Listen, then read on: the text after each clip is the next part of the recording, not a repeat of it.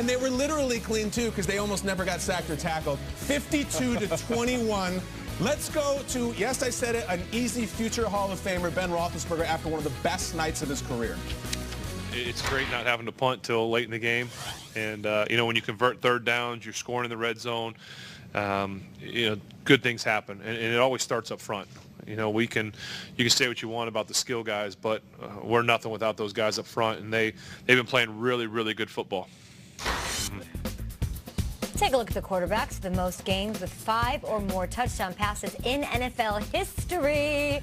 And there he is, sort of playing to your point, KV, that he had himself quite a night, maybe one for his career. On the other side of the ball, the Steelers found Cam Newton's kryptonite last night. Here he is after the loss. We played a very skilled and talented Pittsburgh team. Just got whooped, man. Just got whooped. But, it happens. You have those type of games in the league, but, it's going to be about how we rebound and, get ready for our next opponent. Dressed to impress, as always, not sulking, saying that it's humble pie, saying that they got whooped, but that they're going to be okay. More on this game in just a little bit, including what's going on with Lev Bell. But we got to talk to Ian Rappaport, because still trending this morning is James Conner at Rap Sheet on Twitter. We saw the Steelers blow out the Panthers. We just saw the highlights, and we did see James Conner leave in the fourth quarter with a head injury. What does that mean for him, and what does that mean for Le'Veon Bell's potential to return to the team by Tuesday? Okay, first the health news on James Conner. He is officially in the NFL's concussion protocol. This news came via Mike Tomlin late last night, which means he is not going to play until he passes all the different steps you need to pass for the concussion protocol, including being cleared by an independent neurologist. No word yet on the severity of his concussion. You're seeing the beginning test of it now as he goes into the blue tent and eventually heads to the locker room. But they do have 3 extra days because it is on a Thursday, and then they next play on a Sunday, so at least some extra time for James Conner to get healthy. This is the first injury he has suffered, but it would be hard for me to imagine this increases leverage for Le'Veon Bell, who, by the way, is in Pittsburgh, has been playing basketball at a local gym, and has not yet committed to returning to the Steelers. Now, Steelers president Art Rooney did actually say to Sirius Radio that he expects Le'Veon Bell to show up. They have expected Bell to show up for some time. They have, to my knowledge, not received official word that he is going to do so. And there's still one more thing going on here. We had thought, Kay, that if Bell sat out the entire year this year, then he would get re-tagged by the Steelers at $14 million. That is not the case. Whether or not he shows up on Tuesday, the next franchise tag for him would be $25 million, which the Steelers are not going to do. In other words, he doesn't actually have to show up to be free next year. Could that disincentivize him to show up? We will find out Tuesday at 4 p.m. We will find out. In the meantime, he's playing pickup games at LA Fitness, and he's tweeting during the game. He was tweeting in support of James Conner when he was doing his thing out there before the injury. We'll be talking about updates, of course, on James Conner, an incredible story, and that's really important with this whole Le'Veon Bell situation all day on NFL Network, and happy to have you with us, Ian Rappaport, back here. It's sort of wild. Quickly, shout out to the guy that tweeted that photo for saying local rapper. Hilarious. That's a great tweet. What a move by you, James, from Pittsburgh. What do you guys think about this? What I think about Le'Veon Bell? And the injury, and the fact that, of course, he gets injured. The one thing nobody that was supporting James Conner and hating on Lev Bell wanted to see. Luckily, it doesn't seem like a season-ending injury or even a season-altering injury. He's going to be able to bounce back from the concussion protocol. But, everybody gives Le'Veon a hard time about him sitting out, him not taking the money, him tweeting and sitting at home watching the game from a bird's eye view, him acting like a teammate but not actually being a teammate because he's not there. But when it's all said and done, if Le'Veon comes back on the field for whatever reason, even if it's because James Conner is in concussion protocol, or they just want another back in that backfield, this is exactly what he wanted. He wanted to come back late in the season, healthy, no wear and tear on the tires, and help his team win a Super Bowl. And with the way they're playing, with the way that line is blocking, if Le'Veon comes back and puts on a Pittsburgh Steelers uniform, he could immediately be one of the best backs. And all of a sudden, his plan took shape. 100%. It's like the stars are aligning. I was saying it last week. I don't see the negative in Le'Veon Bell right now. It's tricky with the Connor thing because it's not an ankle or a hamstring. It's the protocol, so we don't know. They have a long week because playing on Thursday helps them with that.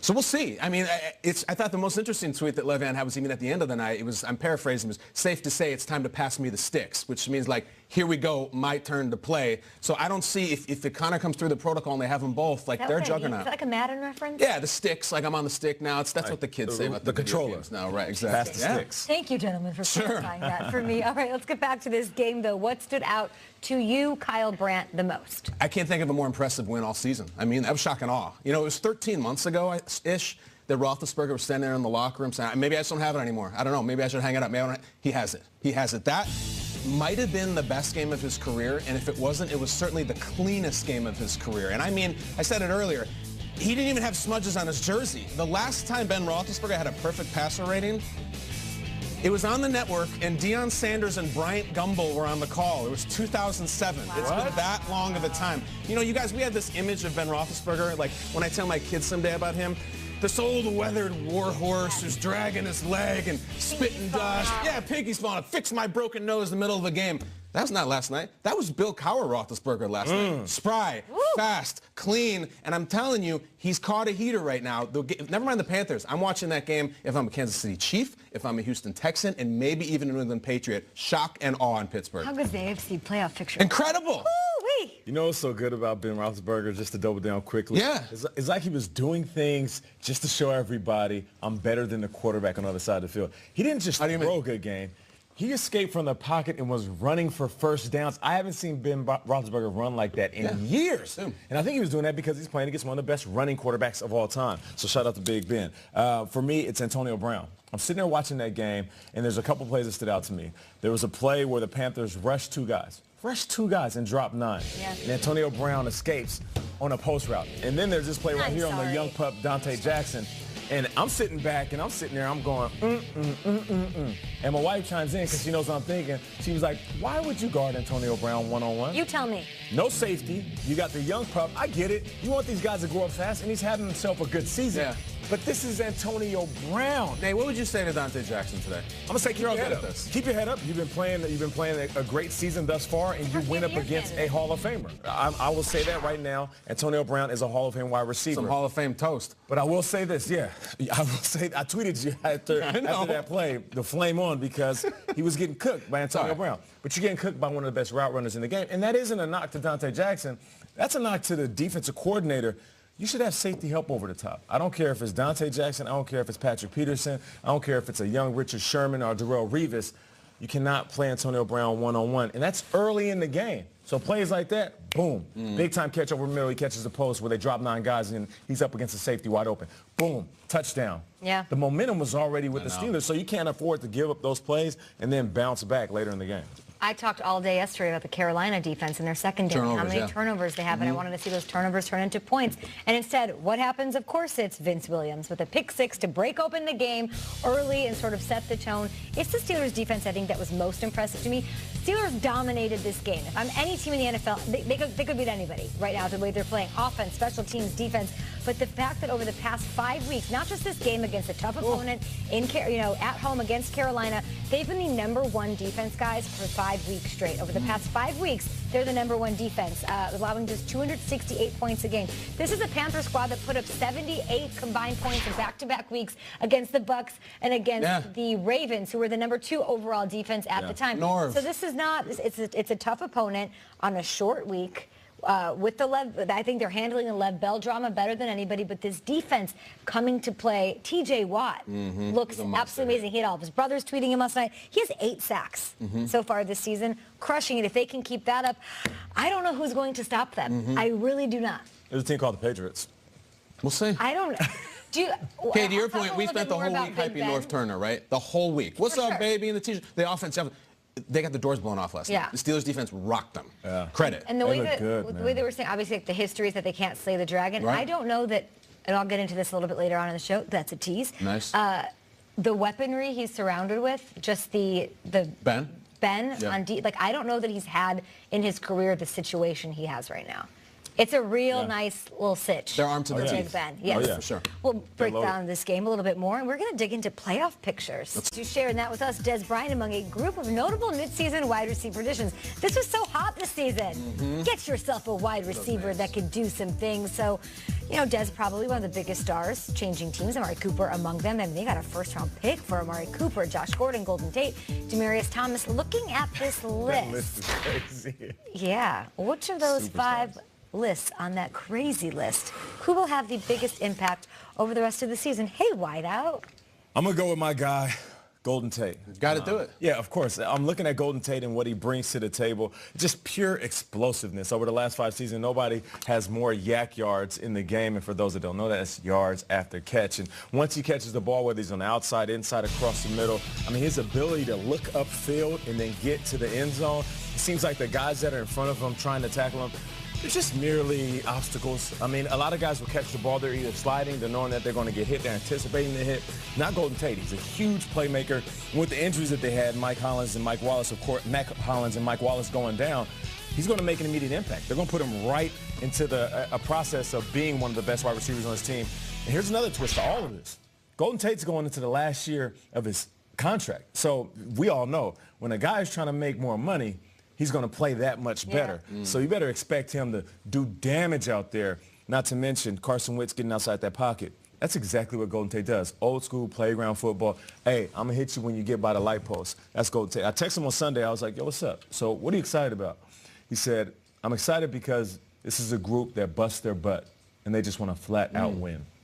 And I think that's a guy that comes from Detroit, you know, and he's been struggling to get wins. And finally, he's with a team that reminds me of Seattle, where he got that Super Bowl ring. He always brings it when he's on the field, that's for sure. He'll do that for the Super Bowl champs. I'm going to go with Josh Gordon here. I feel like it's an easy call to make because you look at Amari Cooper, who's also on that list, and they got a first rounder for him. The Pats got Josh Gordon for a 5th rounder, and over the last 3 weeks, he's averaging over 90 yards a game.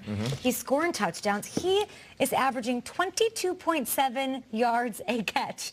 That is a Josh Gordon All-Pro in Cleveland year number, and he is rattling this off and doing just all these amazing things and helping Tom Brady in an offense that doesn't usually need help, but they're doing it without Gronk, without Sony Michel. I feel like Josh Gordon, he was celebrating in the end zone last week. He's feeling himself. There's no sort of off-the-field anything going on right now. I feel like he's the kind of player. Don't you just, you know what's going to happen, right? They're going to get to the Super Bowl, and this is going to happen. Ooh, what Wait. Yeah, that's what happened. We looked into the future? I took Bill and Ted's telephone booth. I went to the future, and that's what happened. It looks so real. The AFC is crazy. I don't want any Steelers fans or anybody, Chiefs fans coming after me about the Patriots in the Super Bowl, but can't you just see that? Of course, that would be the game-winning. Like, of course it would be. Of course. And every other AFC team is tearing their hair out. It's unbelievable. That was an incredible glimpse into the future. I have a little glimpse into the past because I'm going to talk about Des Bryant going to New Orleans, and everyone's saying, is this really going to work out with Drew? Are they going to be on the same page? They're going to have chemistry? You want to see something kind of cool? Yeah. Let's go to January 2017, in which Drew Brees drops back to pass, my friends. Looking, and who does he find? 88 on the sideline, and like a deeper dive. A pretty nice pass on the sideline. Again, almost a toe drag. The timing was there. He hit him again in this game. So these two have a long relationship of completion. Kyle. Drew to Des. Listen, I know other cars or other teams are like cars, and they're adding new wheels or new engines. That's great. The Saints are already a Rolls Royce. All they need is a little hula girl on the dashboard, and they're good to go, and they got one. I think we may be looking at the best number 3 receiver in the NFL, Des Bryant. The hula girl on the dashboard? Did you just show us Pro Bowl highlights? Yes, we did.